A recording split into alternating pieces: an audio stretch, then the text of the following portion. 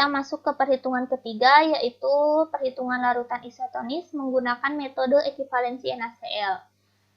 Di sini soalnya ada suatu larutan injeksi mengandung atropin sulfat 50 mg dengan ekivalen 0,45, natrium benzoat 1 mg dengan ekivalen 0,22, BHA 5 mg dengan ekivalen 0,60, dibuat aqua pro injeksi sebanyak 5 ml. Pertanyaannya, injeksi yang dihasilkan merupakan larutan jenis apa? Apakah hipotonis, hipertonis, atau isotonis? Lalu, bila bukan merupakan injeksi isotonis, hal apa yang akan dilakukan?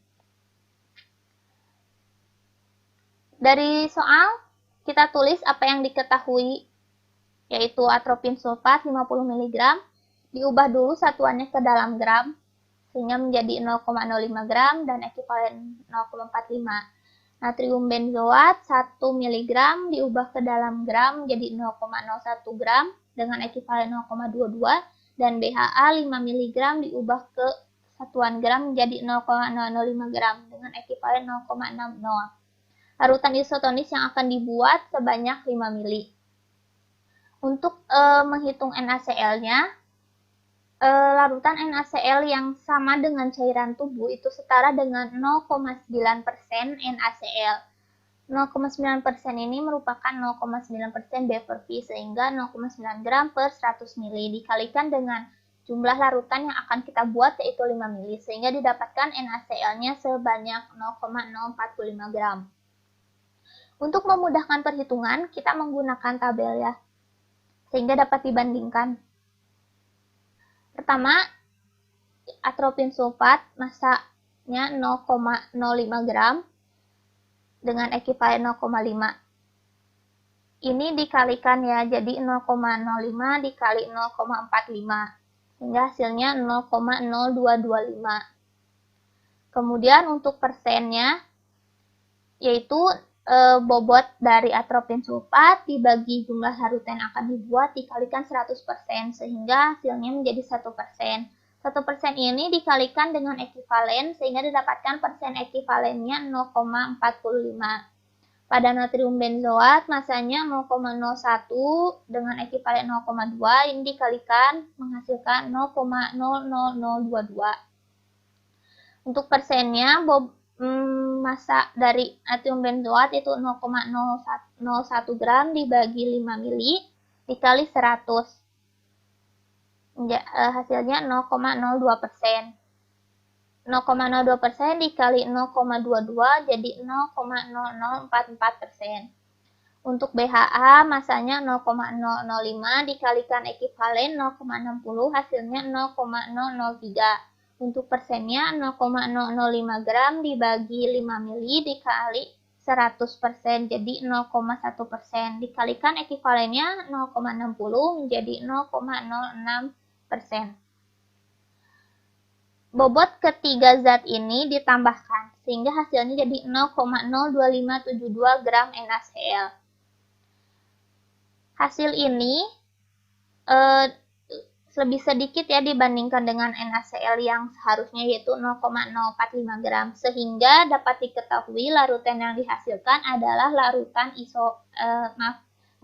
hipotonis karena gram NaCl-nya kurang dari 0,045. Untuk persen NaCl sendiri ini ditambahkan sehingga didapatkan hasil 0,5144%.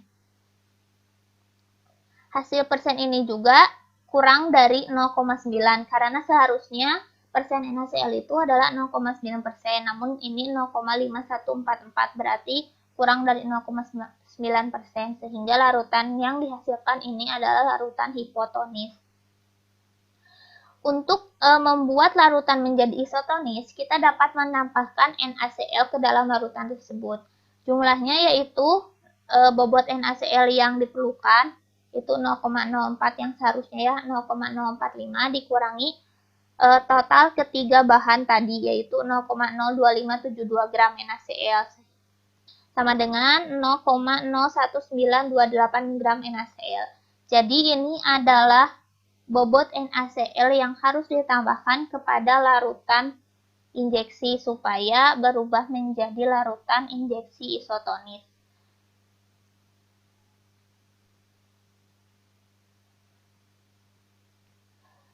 Selain menambahkan larutan NaCl ke dalam larutan hipotonis, untuk membuatnya menjadi isotonis, kita juga bisa menambahkan dextrosa.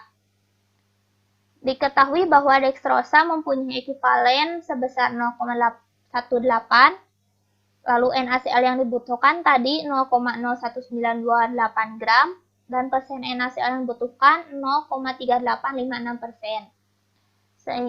Untuk menghitung dextrosa yang ditambahkan, kita bisa menggunakan rumus ini ya, dextrosa sama dengan gram NaCl dibagi ekivalen NaCl.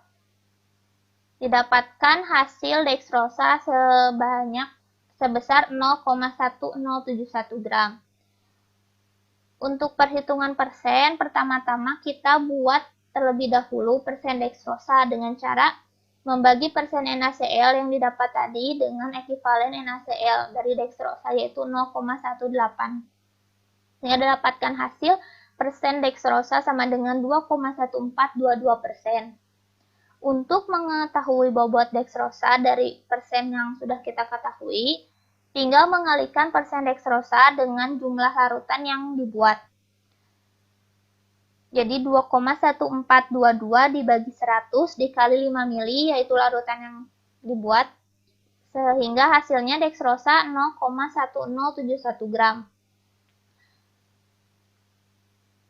Kedua perhitungan ini hasilnya sama, berarti jawabannya sudah benar.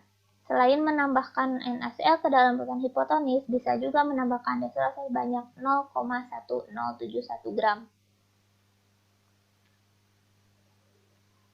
Sekian yang bisa saya sampaikan. Mohon maaf apabila ada kesalahan dalam penjelasan materi dan perhitungan. Semoga video ini dapat bermanfaat khususnya bagi saya dan umumnya bagi penonton. Wabillahi taufik wal hidayah. Wassalamualaikum warahmatullahi wabarakatuh.